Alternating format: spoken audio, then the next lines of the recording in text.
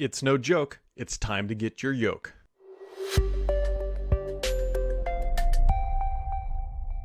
And I will not apologize for that dad joke to kick things off because it's a pretty exciting week. It's the weekend before we get our dirty little paws on Flight Sim on the Xbox. And there's a fair bit to talk about that went on in the world of Microsoft this week. Happy Friday, friends.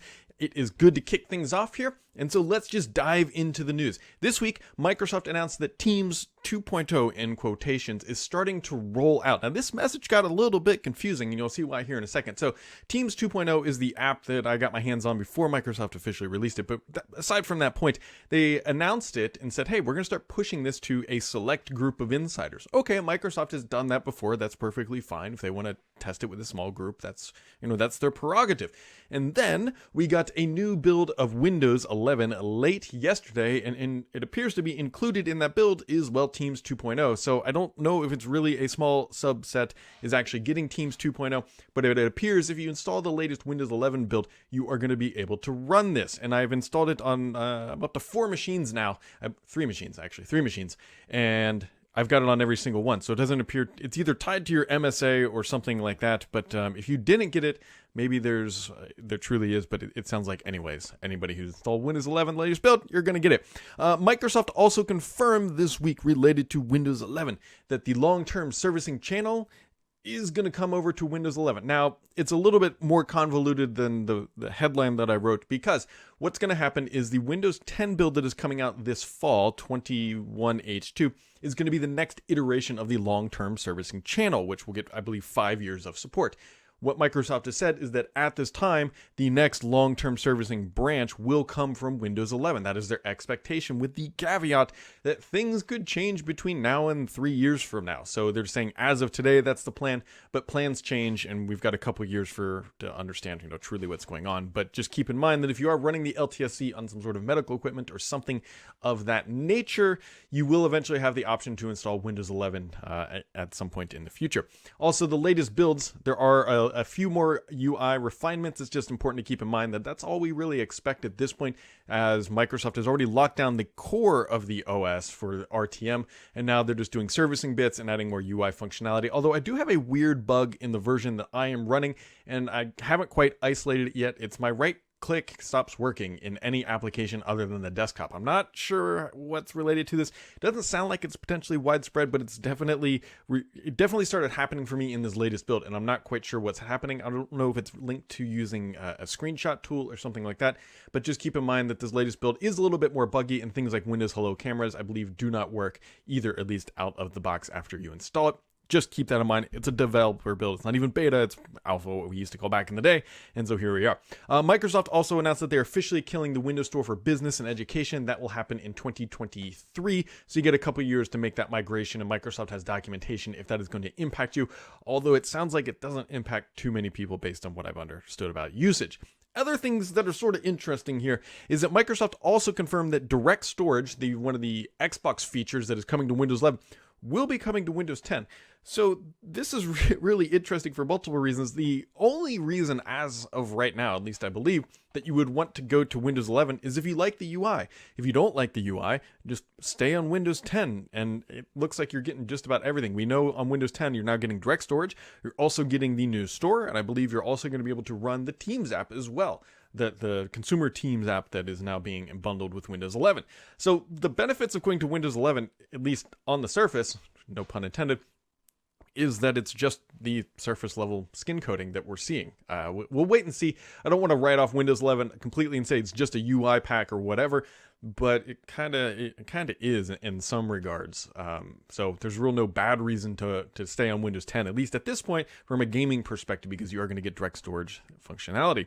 Also, other things to keep in mind, Intel reported record revenues from PCs. Overall, their revenue was relatively flat, but they were again seeing strong demand in the PC space. There's still a shortage of chips, and so don't get your hopes up that is going to be changing anytime soon. Intel reiterated that they continue to see that challenge going on for at least another couple months. And so there you go. On to some of the gaming news this week. Some interesting stuff here as well. Xbox, as I led off with this podcast, Flight Sim is arriving on July 27th, I believe, just a few short days from now. Now, this is exciting for lots of reasons. One, Microsoft teamed up with all their hardware partners, and there's a bunch of yokes and flight sticks and everything else. You can spend all your desired monies that you want on making your Xbox way of playing Flight Sim more like an actual airplane. That is one cool thing to keep in mind as well. The thing that I'm really going to be paying attention to here is the Xbox Series S. It's not technically underpowered, but there's less storage, and it's of great value, right? It's at $299. It's a real easy pickup to go grab that console instead of the $499 for the Series X. And how is Flight Sim going to run on that? We know it's going to run, at least we think, fairly well. And actually, there's a leaked video. Now, I can't confirm the video itself, saying that they are running Flight Sim on Xbox Series S, and it looks honestly fantastic. But again, there's no way to actually verify that. But I can tell you that Microsoft has seeded out some early copies of the game to the media. I am not included in that, so I'm not breaking any embargoes, I don't think. But I know that that is out there. So that could be technically possible. Somebody who's running Flight Sim on the Xbox Series S, and it looks really great. The reason why this is such a big deal is you need a very high-end PC to get a quality experience. You really do. You need a beefy graphics card, a good amount of RAM, and the fact that the Xbox Series S appears to be able to run Flight Sim at a very reasonable resolution and frame rate is a huge win for Microsoft. This is such a killer title from one, just the experience. Like, it's a really great title in itself, but it's a killer title too from a hardware demand perspective.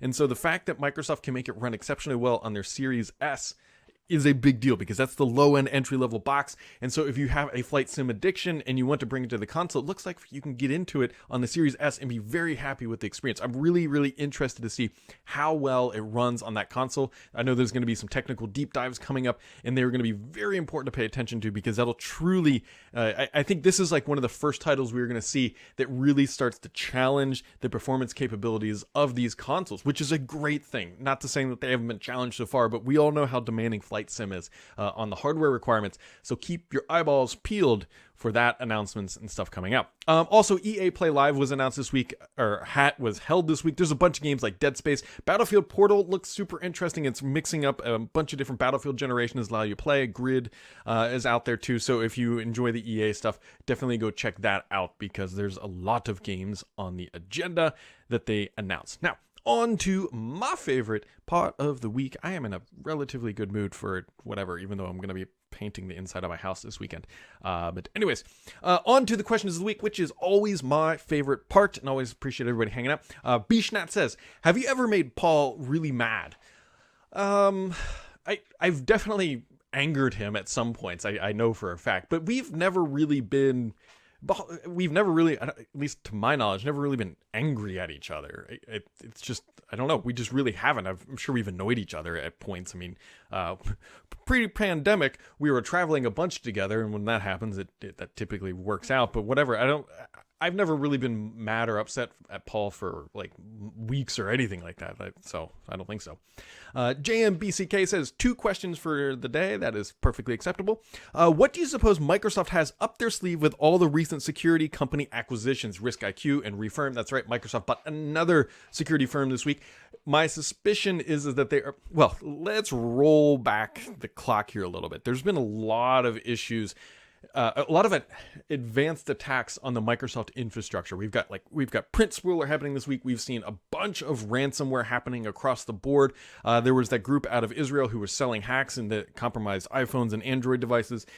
Security has always been a challenge. Cybersecurity has always been a significant challenge. And maybe it's placebo or maybe it's something else, but it feels like, I don't know, maybe starting back with SolarWinds, things have really escalated recently, like really escalated in the sophisticated attacks and who's been compromised type scenario. And Microsoft clearly has security technology, but they're looking at additional ways to add value to their security services, which is always kind of a hold your breath moment. The reason why I say that is Microsoft is obviously going to want to charge money, or they're adding it to their subscription services, but there's tons of security companies out there. I don't want to say they're dimes a dozen, because it's quite complex to spin up a robust security solution, and you got to have a really technical knowledge and everything else.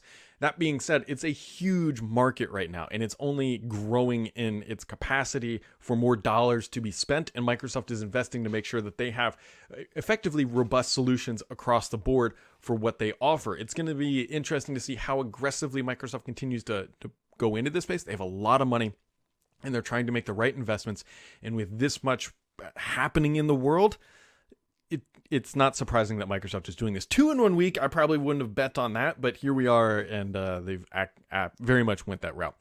TXAG says, what do you think the Windows 11 announcement was so badly done? Or why do you think the Windows 11 announcement was so badly done? Or do you disagree with my thoughts on that? So let me qualify that pretty heavily. I don't think the Windows 11 announcement was done poorly. Like the actual OS, yes, the stream crashed. The Windows 11 announcement I actually think was fine.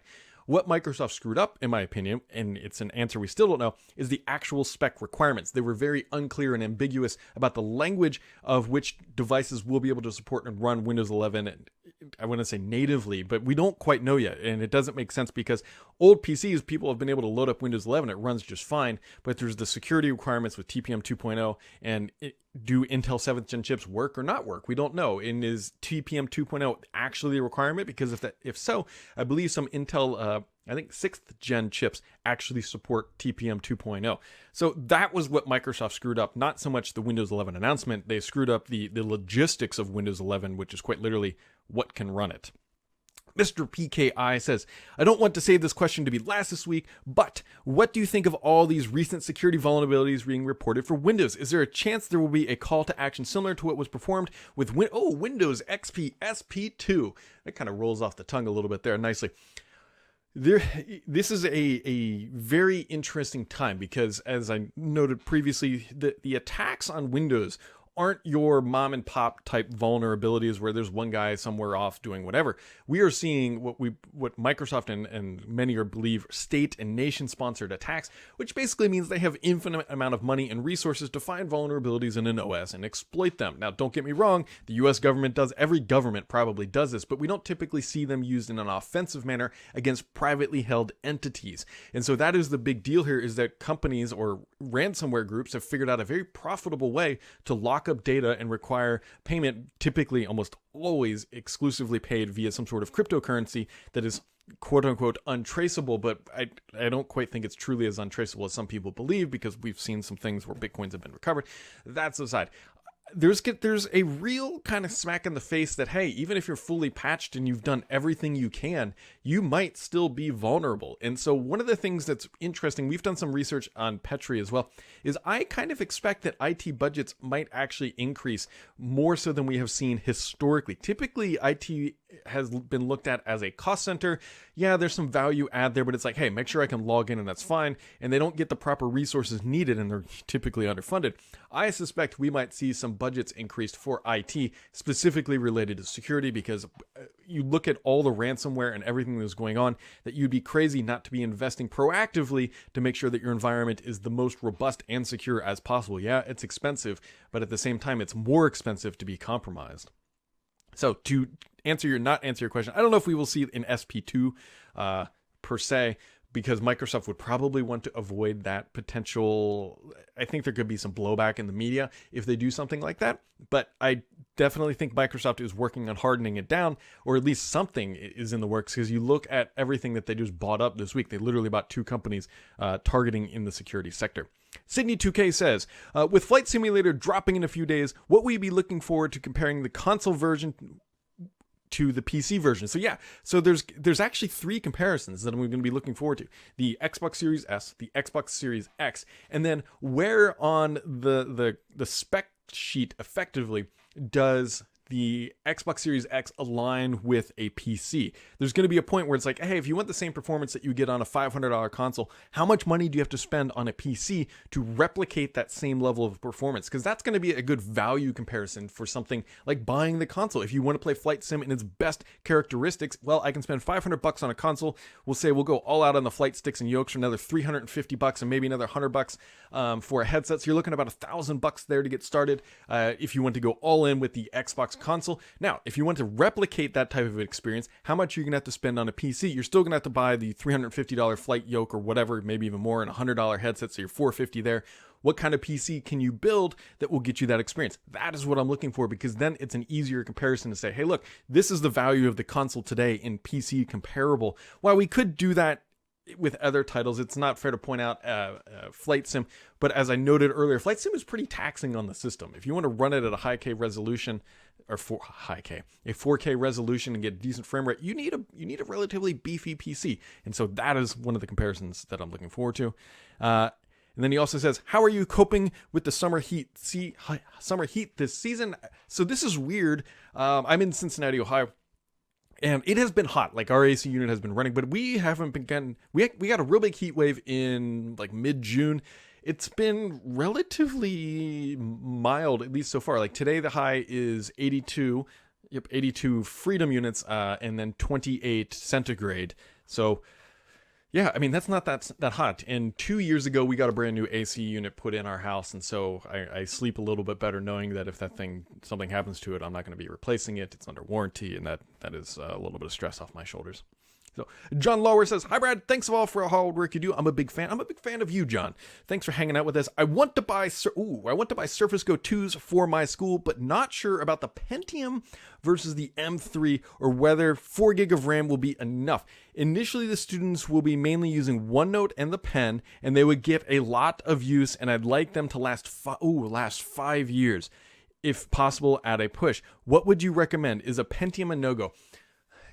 So this one's tough, because if they're truly only running OneNote, that is a relatively speaking lightweight application, and the Pentium would probably work fine, with the major caveat that you want things to run 5 years. And the reason why I hesitate there is I'm almost guaranteeing they will ship with Windows 10. I don't know if Windows 10 will still be running. I'm assuming you could still run Windows 10 on these devices at that time. If that is the answer, you might be okay. But I think if you truly want them to last 5 years, you're going to have to spec up just a little bit. I think you're going to be better off. The other thing to keep in mind is the requirements for Windows 11. If you ever think that these things are going to need to be upgraded to Windows 11, this is why I was thinking about the Windows 10 timeline. Windows 11, I believe, because of the UI elements, is a little bit more resource intensive. And I know that they have upped the specs just a little bit. And those Surface Go's are at the bottom edge of what is acceptable. So the 5 years has me concerned. If it was 3 years, I think you might be okay. 5 years gets a little tough. Candidly, the thing you might want to do is I would reach out to your Microsoft advisor and be like, look, this is the scenario we are in. The other thing too is I can't remember when the Surface Go is going to get refreshed. That's the other thing. I do know that the Surface Go laptop is out, but I also know that it's, I believe, not selling very well. So I don't know if they're going to refresh that very quickly. I know I didn't directly answer your question there. It's a tough one to know, because if it's just OneNote, you might be okay. But the 5 years has me a little concerned. And then he says, one more personally. He says, what percentage chance would you give for a redesigned Surface Pro before the end of the year? I would put the redesigned Surface Pro pretty high. I'm fairly confident that is going to happen. It was designed to be launching with Windows 11. Microsoft has not always, but previously used Surface Pro as the hero device for the Windows OS, and I'm pretty sure that is what they are going to be running here with this year. So my confidence in that is actually pretty high that we will see that redesign this year. So that being said, if you're going to buy a Surface Pro 7 Plus and you're worried about the redesign in the business world specifically, because you can't buy the 7 Plus if you're a consumer, be on the lookout for a redesigned Surface Pro 8 here in the fall. So there you go, guys. That wraps it up. This has been it's been another fun week. It was kind of sorta-ish quiet, but I'm really excited about Flight Sim dropping next week and just seeing the comparables and everything else about how that plays out, because that's, again, I'm looking for those comparisons to see how everything stacks up.